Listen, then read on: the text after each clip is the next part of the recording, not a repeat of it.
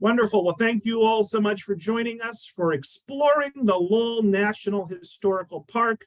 Lowell's water-powered textile mills catapulted the nation, including immigrant families and early female factory workers, into an uncertain new industrial era. Nearly 200 years later, the changes that began there still reverberate in our shifting global economy and serve as a living testament to the dynamic human story of the Industrial Revolution. So we're going to learn more about this National Historical Park today with Park Ranger Emily Donovan. So all 150 of us or so who are watching live, and the many more that will watch on demand, let's give a big virtual round of applause to Emily for joining us today. And Emily, you can take it away. Thanks so much. Awesome. Well, thank you so much for having me. I'm so excited to be with everybody from wherever you are. I am currently sitting in Lowell National Historical Park in Lowell, Massachusetts. And what Rob said was kind of a great introduction to our story. But I do want to kind of start with what Lowell National Historical Park is all about. And hopefully I will touch on all these pieces today while I'm chatting with you about our story. So Lowell National Historical Park preserves and interprets the historic structures and the stories of the Industrial Revolution and its legacies here in Lowell. We serve as a catalyst for revitalization of the city's physical and economic environment and promote cultural heritage and community programming. So I hope to be able to touch on all these different pieces. We like to say here at Lowell National Historical Park that the park is the city and the city is the park. So we are really looking at a very dynamic place that is still always changing every day. You might even hear the sirens going by on Bridge Street right here next to me because I'm sitting right in the middle of this city.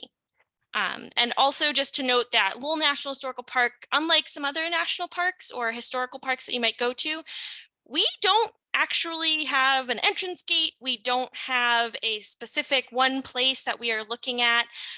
We help manage a historic preservation district throughout downtown Lowell. So that preserves and interprets the historic structures.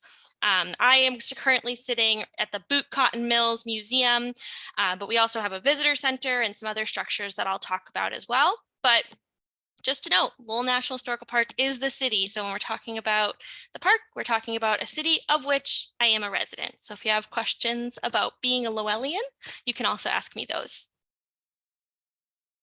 But I want to actually ground us and think a little bit about where is our story starting. And our story starts with a natural resource like some other national park sites. And our natural resource that we ground ourselves in is the Merrimack River. So the Merrimack River starts up in Franklin, New Hampshire, where the Pemigewasset and the Winnipesaukee rivers come together. And the Merrimack River Valley is very much a product of glaciers receding during the last ice age and carving out the New England landscape. If you heard from folks from Cape Cod, or if you visit Boston Harbor Islands, other New England parks have that glacial story embedded, but actually Lowell National Historical Park does too. So right here in what we now call Lowell, Massachusetts, there have been humans living here for the past 12,000 years.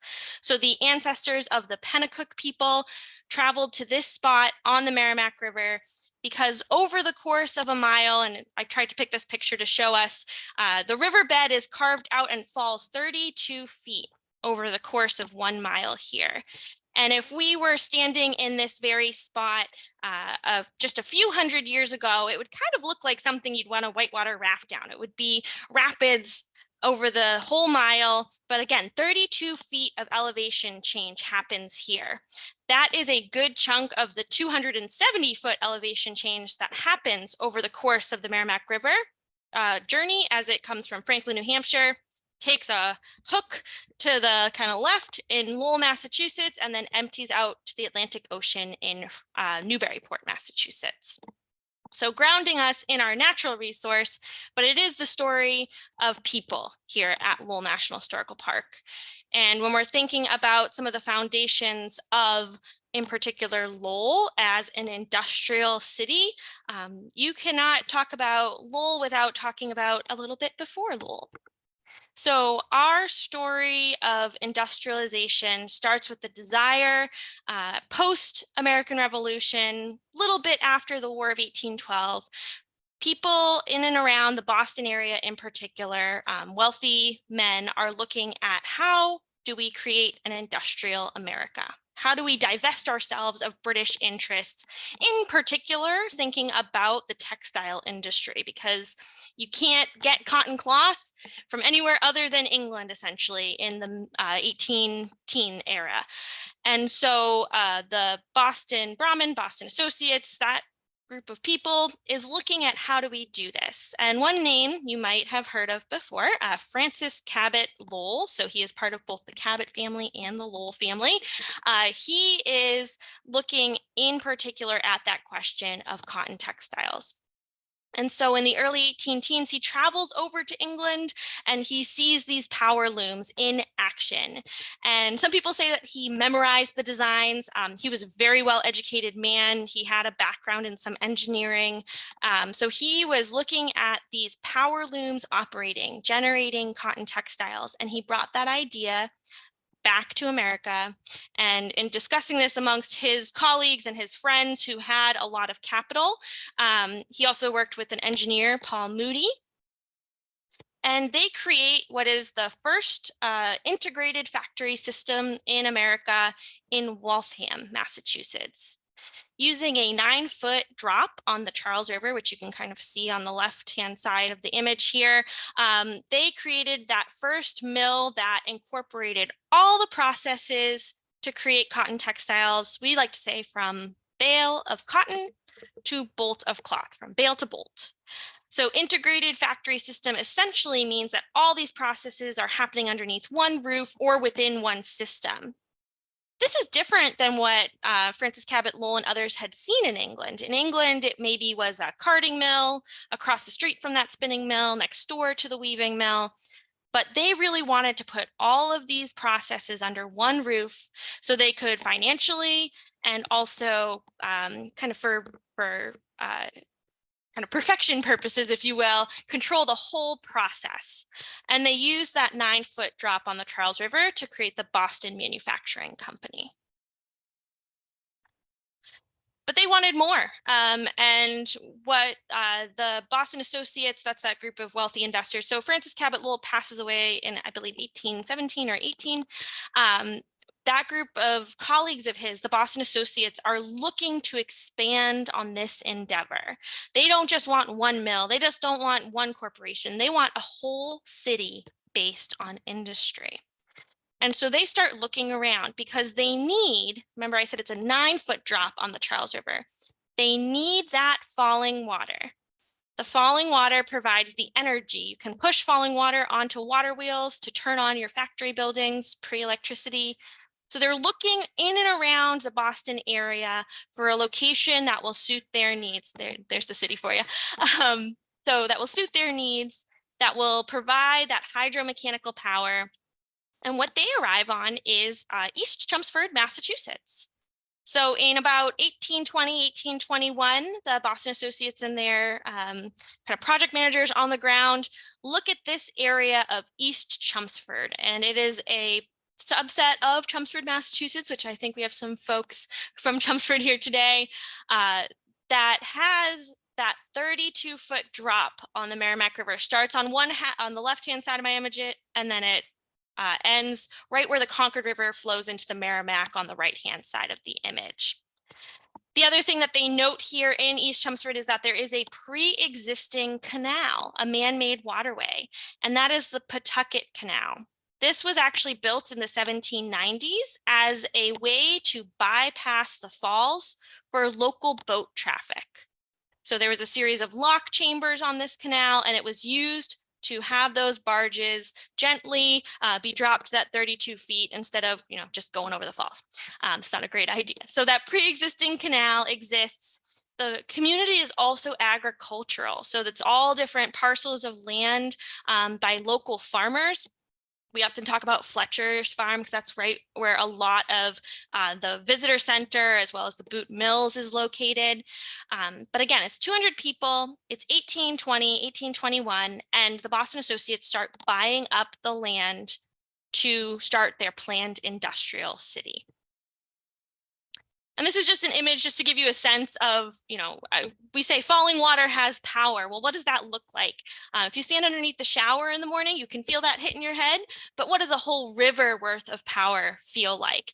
And this image obviously is from later in the 19th century, but I really like it because it shows us that moving water, and that's that power, that's that draw, that's that magnet to the space that we now call Lowell, Massachusetts.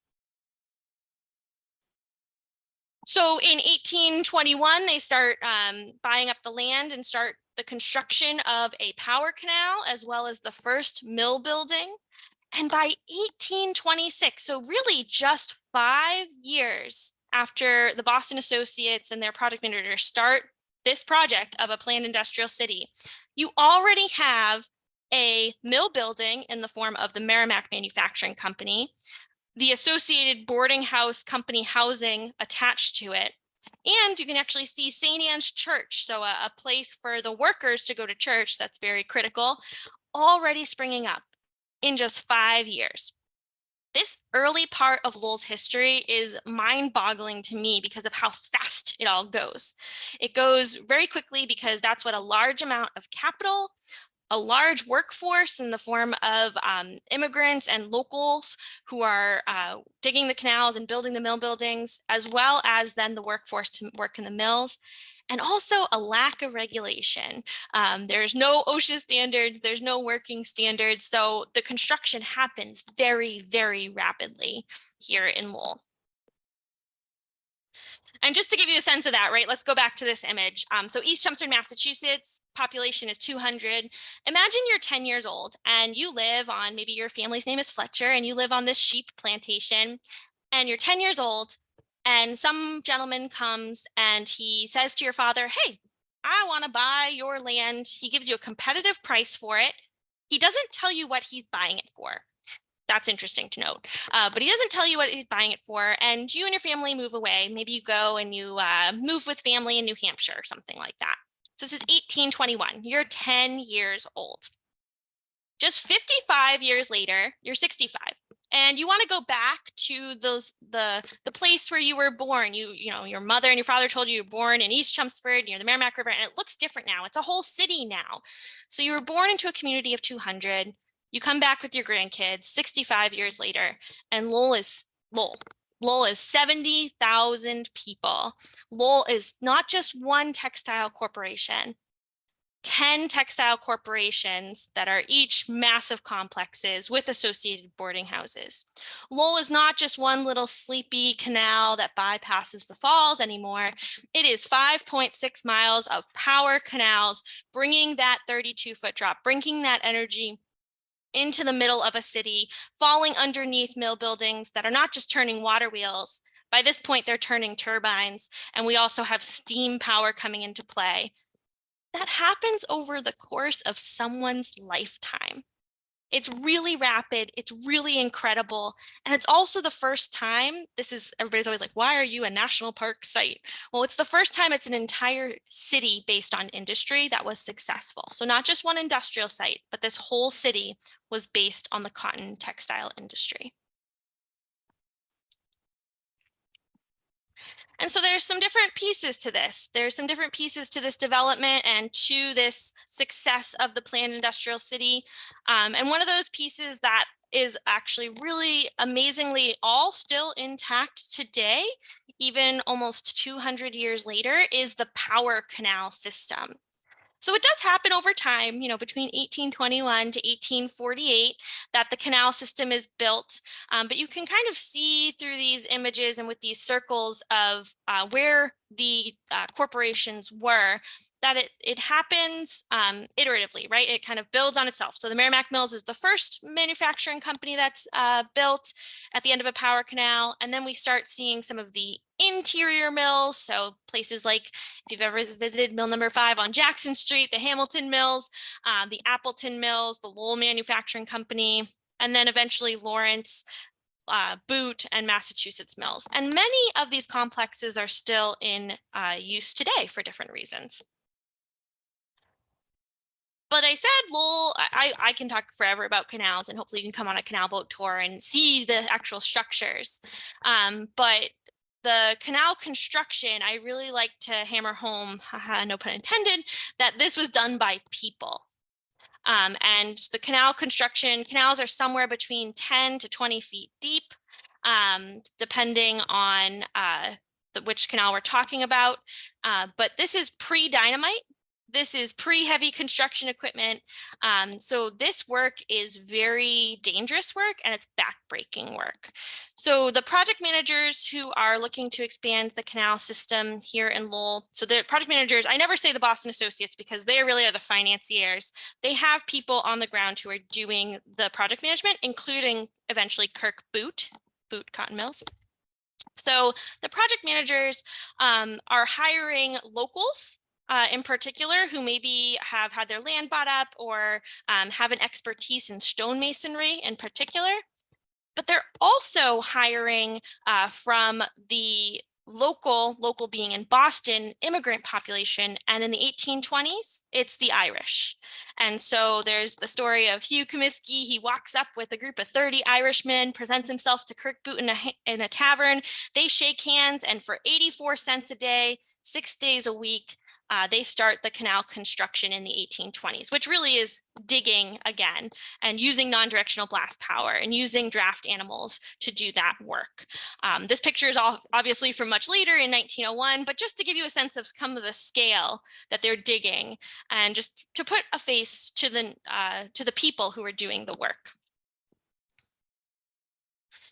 And the other group of people at this same time that is being actively recruited, right? We're building canals, we're building giant mill buildings that are filled with those textile machinery. We now need a labor force to work in those mills. Now, the Boston Associates, Francis Cabot Lowell, if you've ever read Dickens, you kind of have a sense of what it might have been like in England. It's really a cradle to grave situation of people working in the factories. And the Boston Associates and the people who are planning the city want something different for their grand industrial experiment. They want a labor force that is going to be fine, moral, and upstanding.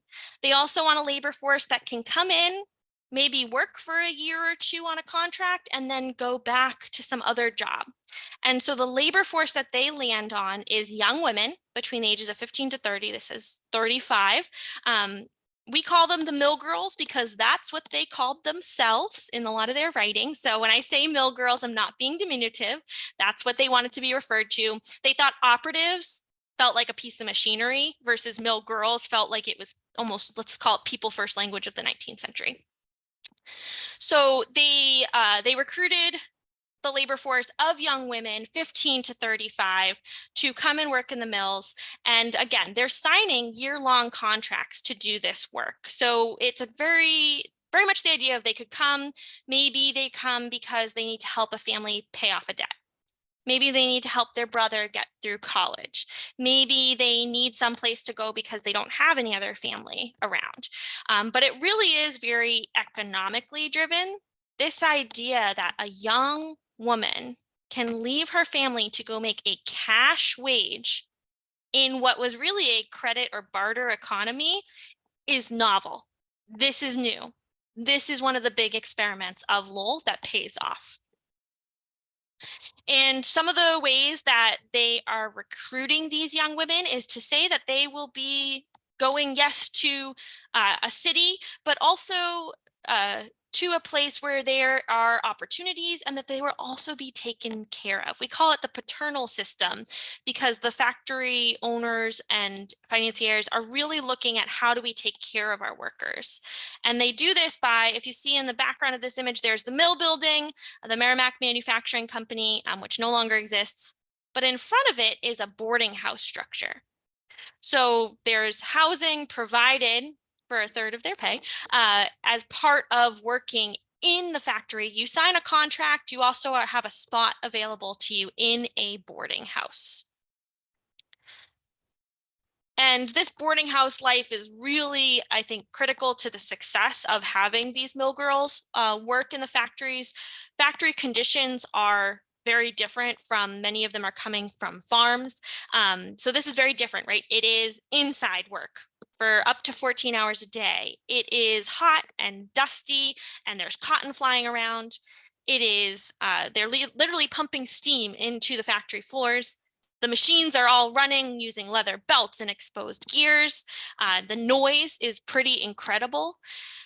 But the boarding house life is really what I think is kind of makes it successful, that this is not a company town, right? This is them having a place to live for a third of their pay, and then they have the opportunity to be a part of the city landscape. This picture is from later in the 1870s, but just to, again, put a face to these workers and see how many of them are all living together in a boarding house structure, mostly young women. There are some men, because some of the boarding house apartments would have been for men, but also the end apartments on the boarding house structures would have been for middle management. So men with their families. So work-life balance, what's that? I don't know. But in the 19th century, this is totally changing the way that people think about work. Prior to this, you know, there was definitely work opportunities, maybe not in mass for women, but it might have been that you could be a teacher. It might have been that you could be a domestic. It might have been that you worked on your family's farm or helped your family in some other way. But now we start to see a shift. We start to see a shift in using the clock and having that really drive work. And also having it be that when you sign that contract to work for a year, it really is that you're signing on to some other regulations. So let's start with the timetable, right? I don't know about you, but my iPhone goes off at a certain time in the morning, and then I get ready, and then I have to be report to work for a certain time, and then I end my day, and I'm then have the evening to do with what I will. This kind of typical work, and also typically being beholden to a clock and an alarm clock, this is a product of the Industrial Revolution. So the bell schedule on the left-hand side is really what starts us to have getting up in the morning, right? In the summer season, you get up earlier because there's the sunlight to take advantage of, so that you can work by the sunlight. It's a little bit later in the winter time. And then you have that the workers would go to work in the morning, first thing. They'd have a little bit of time to get ready. They'd go to work. The bell would ring again at about 7 or 8 o'clock in the morning. They'd have half an hour to head back to the boarding house, eat their breakfast, and get back to their machines and turn them on. The bell would ring again then at noon, and you'd again only have half an hour to walk from your mill to your boarding house, eat your dinner, and then head back to work until, depending on the season, 6 or 7 at night. After that, the time was what the workers wanted to do with it. They could spend time in their boarding house relaxing. They could spend time going out onto town. They could spend time catching up on reading, whatever they wanted to do. This is a little bit different than maybe life on the farm, where even after your supper, you might have to do more work, right? You might have to card that wool, or you might have to spend some time mending. So now we start to see this idea of free time. So work-life balance, a little bit different. The other piece is about those regulations. So when the young women are signing on to those contracts, they are signing on that they will live in the boarding houses, which are run by boarding house keepers. They will attend church on Sundays. They will be basically following like a moral code, which includes a curfew and making sure that you're back at the boarding house by a curfew time. And just in general, they're not going to cause problems, right? They're not going to walk out, or will they? They're going to be fine, moral, upstanding young women who follow the regulations to work in the mills. That's a part of your contract. And so there's some challenges with this, but there's also opportunity. So these young women coming together, they are, again, they're working during the days, and a 14-hour day, I don't know about you, I could not have any energy after a 14-hour work day. Yet somehow these women did. They found the time to do their own pursuits. For example, in the 1840s, there was a group out of one of the churches that was a writing group. They would share poems and short stories and nonfiction narratives with one another. And the pastor there actually worked with the young women to create what we call the Lowell Offering, what they called the Lowell Offering, which was a repository of magazine. It was a magazine. So this was published for about 5 years in the 1840s. It was totally endorsed by the companies because they said, look at our workers. They are so happy that they have time to do this writing. So this is the Lowell Offering. But there's also challenges associated with this work, right? It is very difficult work. It is long hours. And so there's a rebuttal publication called The Voice of Industry that's published in the 1840s that is much more angry at the potential of pay cuts, looking to start a 10-hour workday movement. So some of the beginnings of the labor movement start around these young women having time together after work and talking about their circumstances.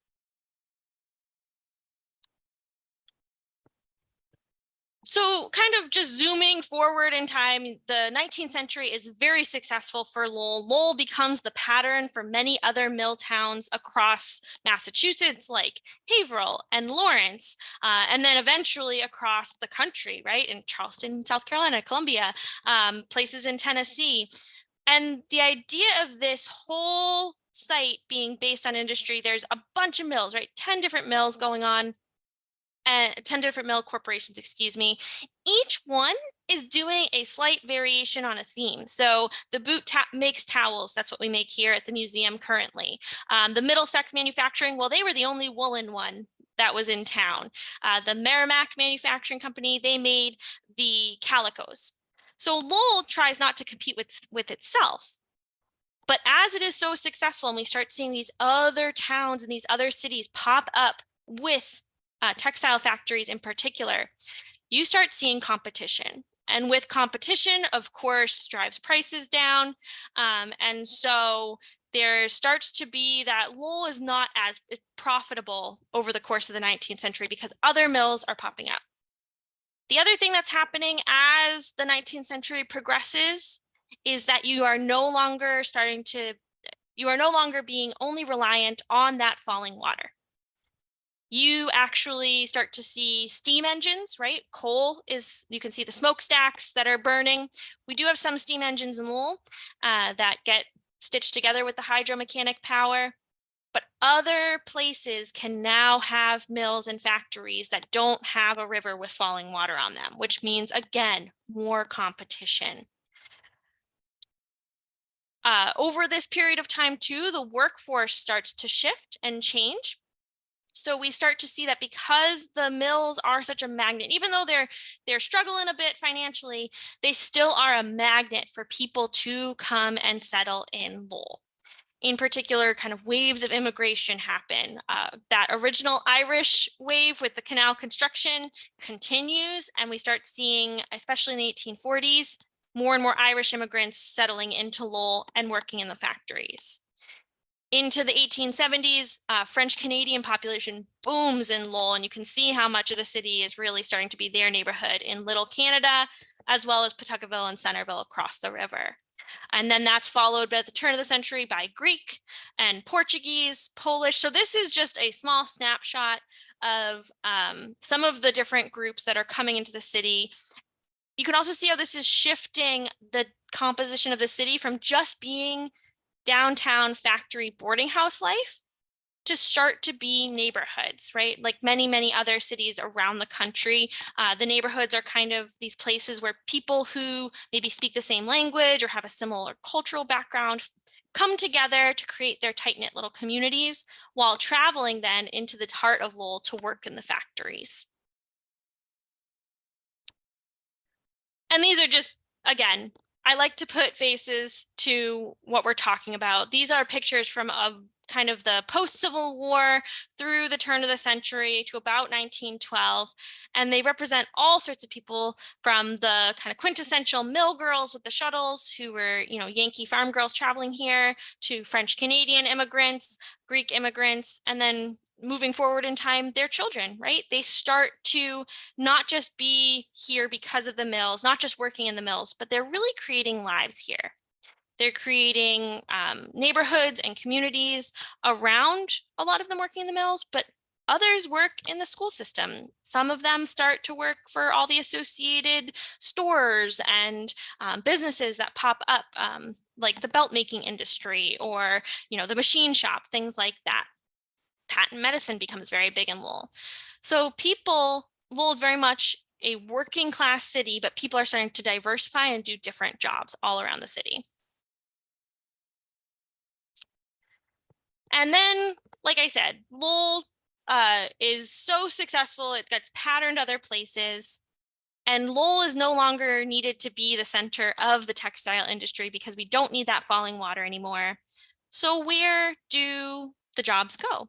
Well, mills start opening up in the southern part of the United States for a few reasons.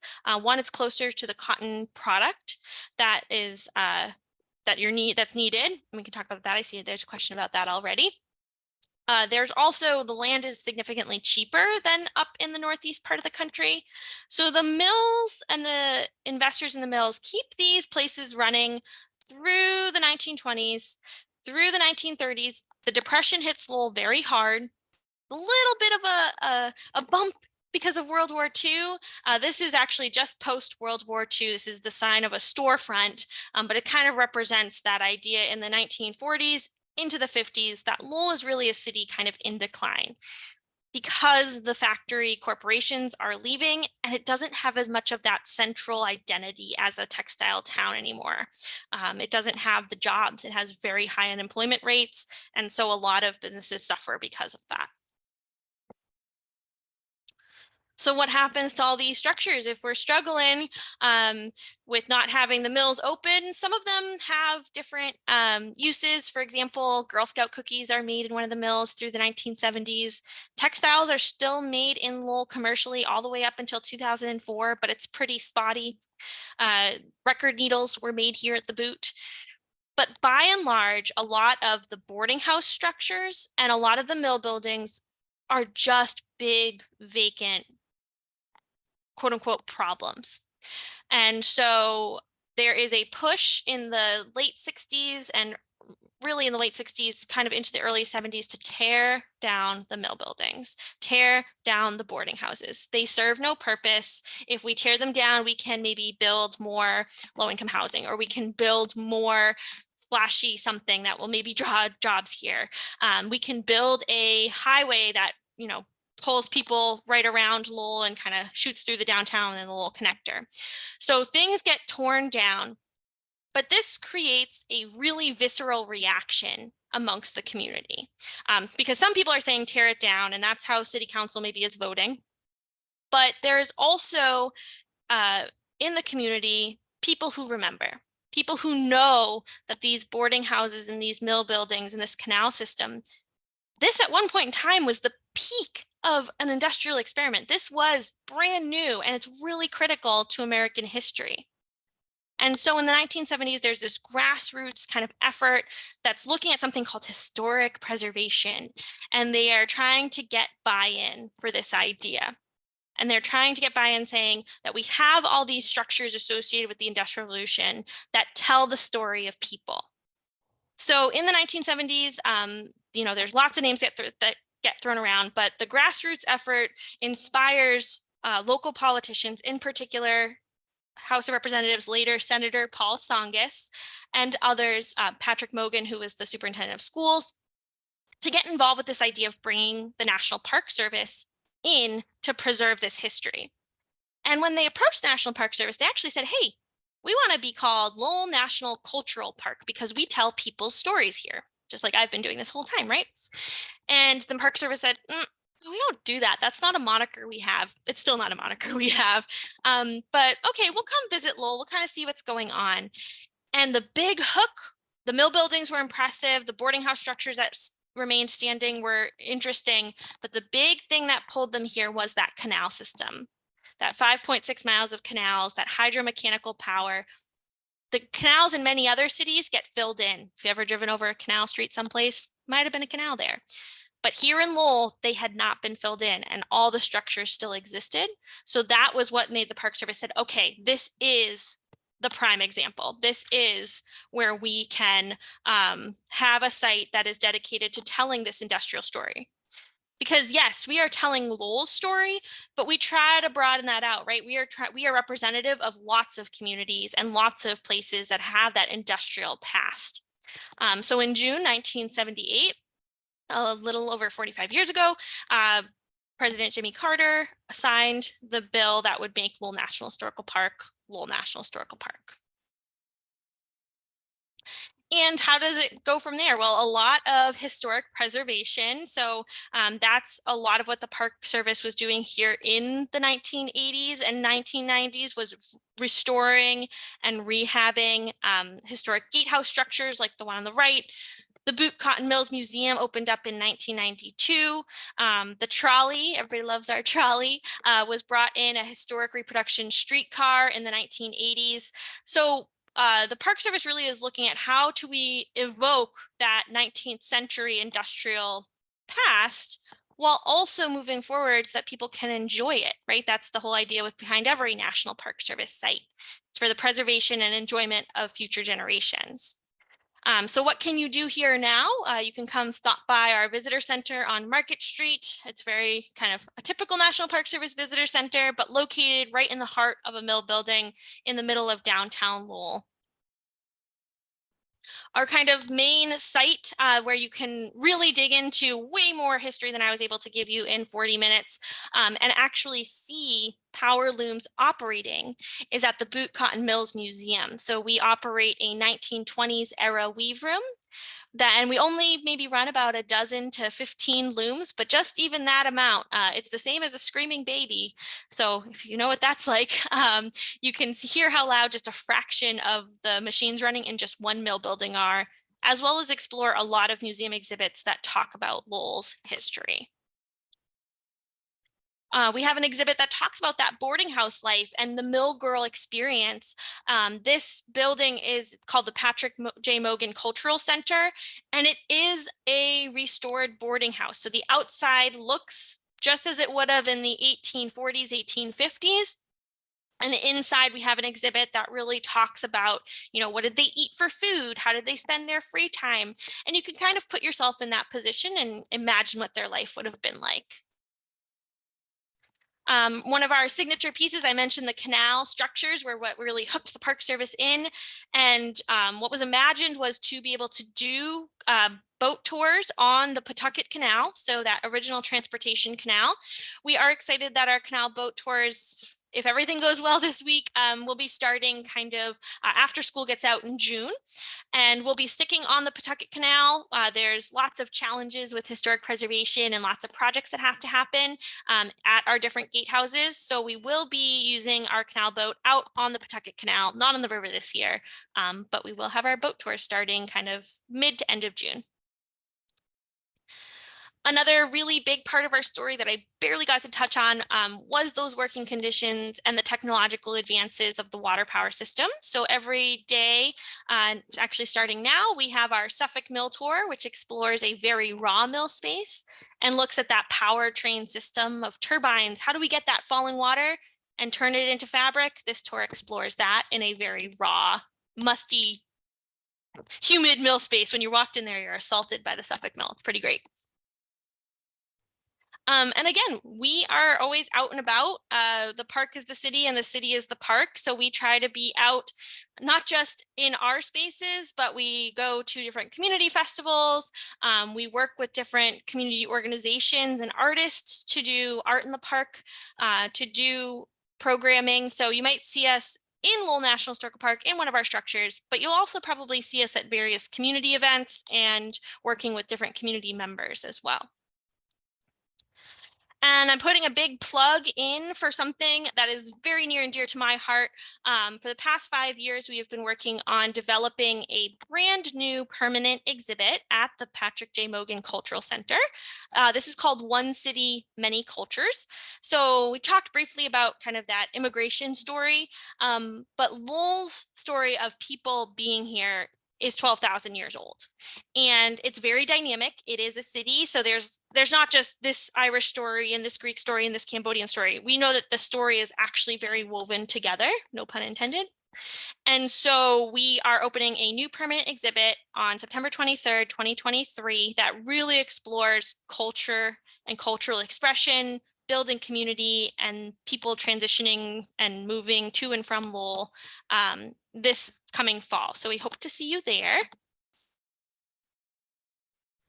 And yeah, so Lowell, like I said, it's very dynamic. It's a city, but we just happen to be in the heart of it. We have the privilege of holding some of these stories in these places, in our trust for all of you to enjoy.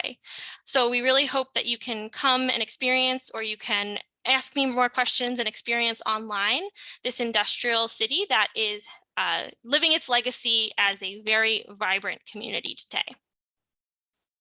Your national park in your own backyard, or maybe not in your backyard. So excited for these questions though. So folks, let's give Emily a big virtual round of applause for a wonderful presentation.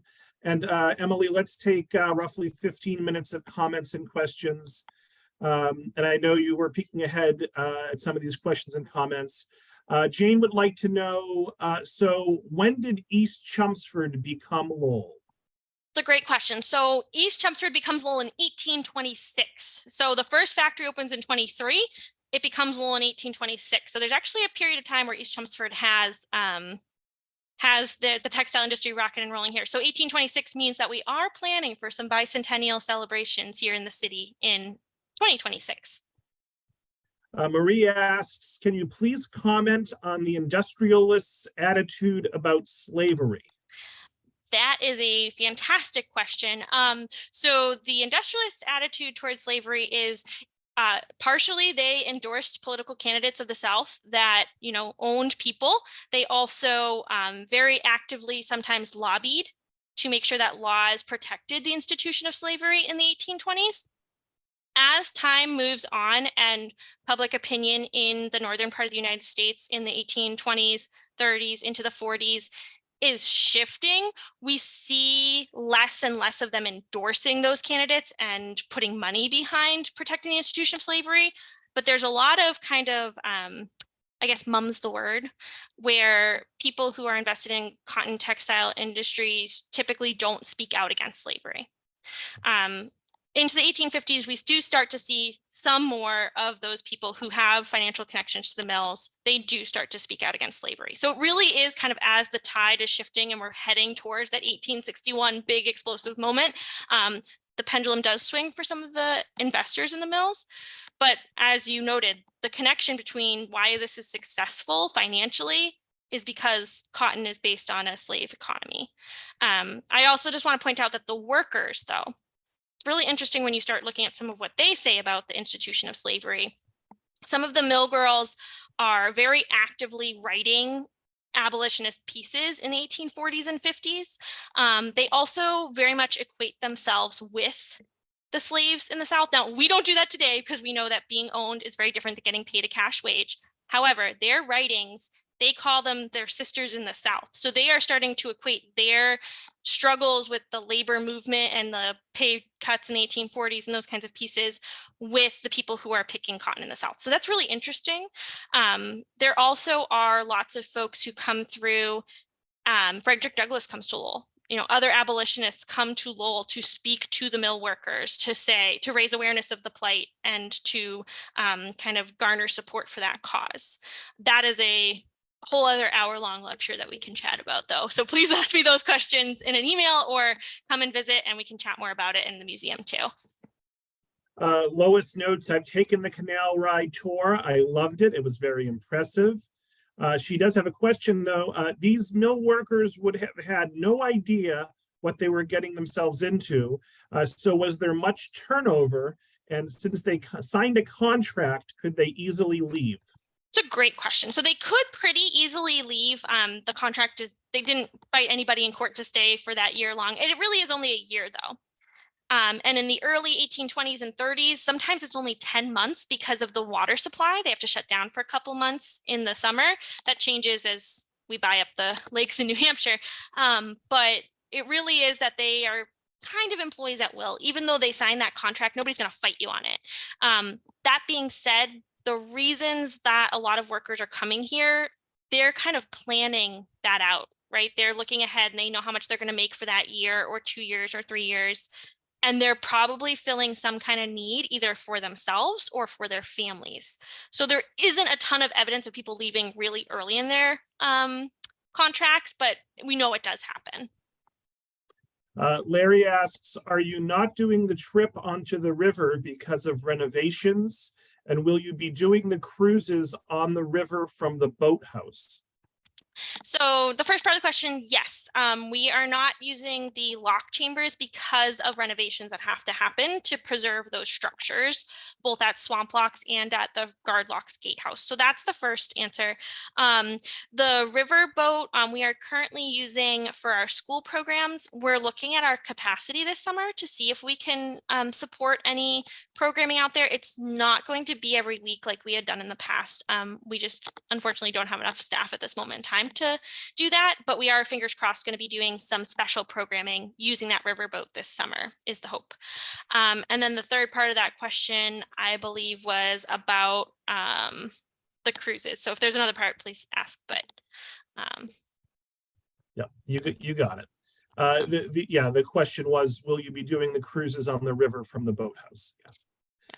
So Marion asks, has there been or is there any interaction with the University of Massachusetts at Lowell?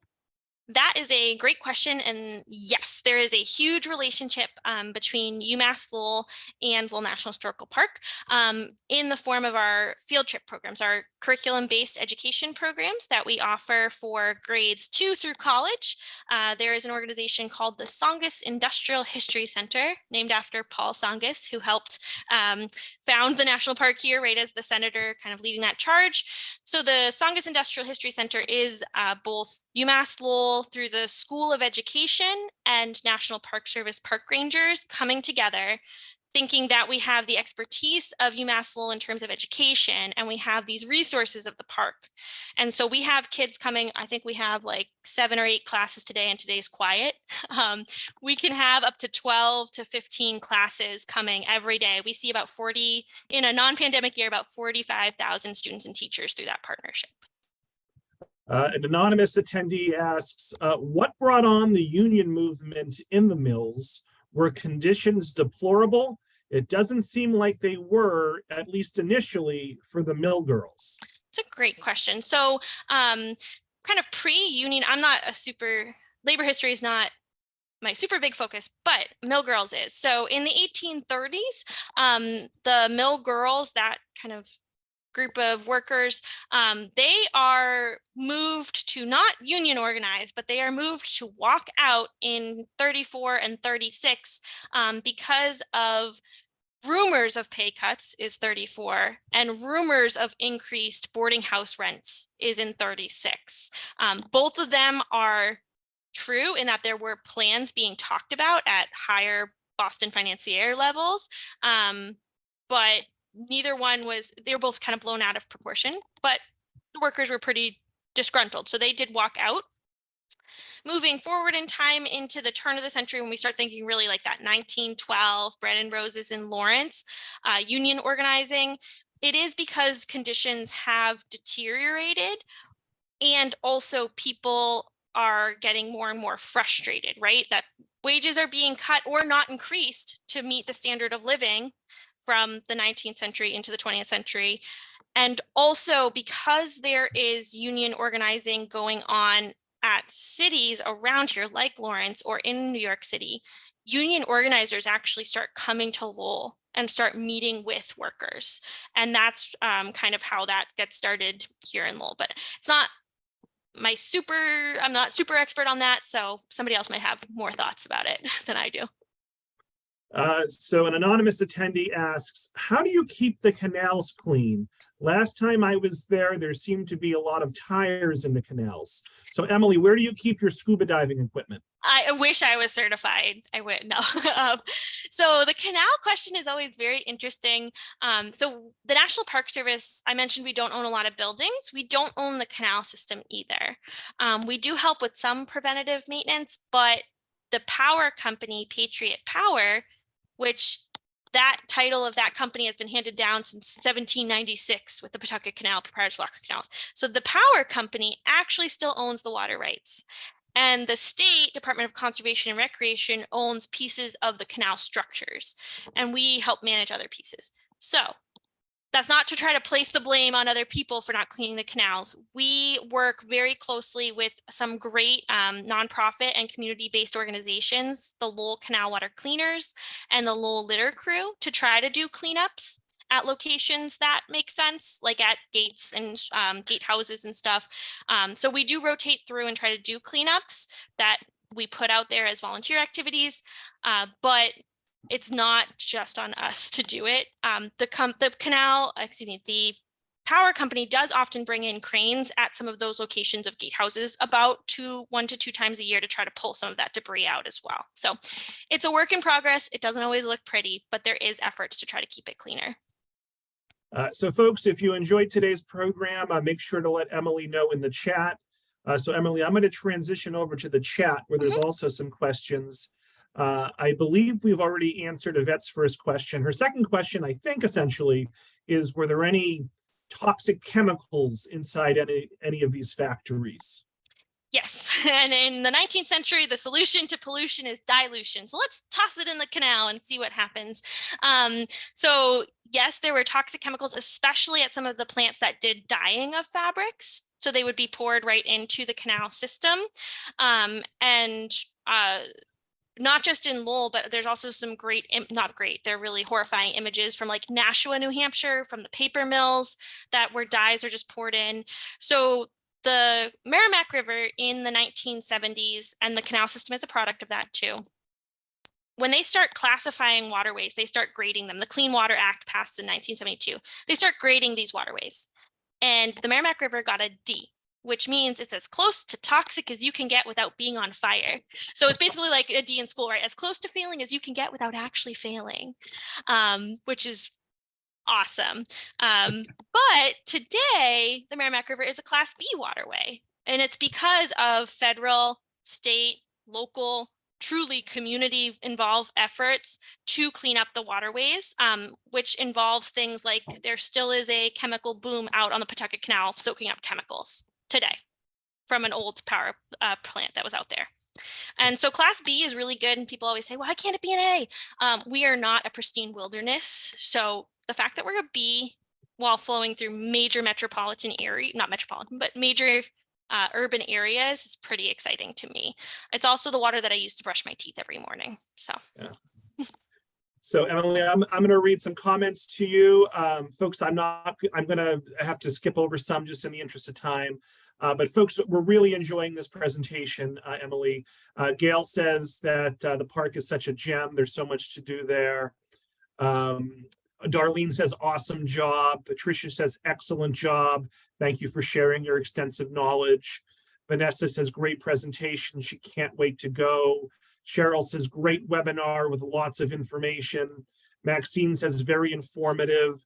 Julia recommends a book series. It's a 3-book series by Lisa Boyle called the Patty series. It's historical fiction, but it's about the Lowell Mills and a young Irish immigrant's journey working in the mills. The boarding houses, abolitionists, and life in general at that time are spotlighted. So that's the Patty series, P-A-D-D-Y, by Lisa Boyle. Judy says, great presentation. Frank says, great presentation. Vast amount of technological and societal innovation occurred in Lowell and in the park. The park is a terrific educational resource. The canal rides, the trolley museum, the restored steam locomotive, and the working turbine and textile loom displays.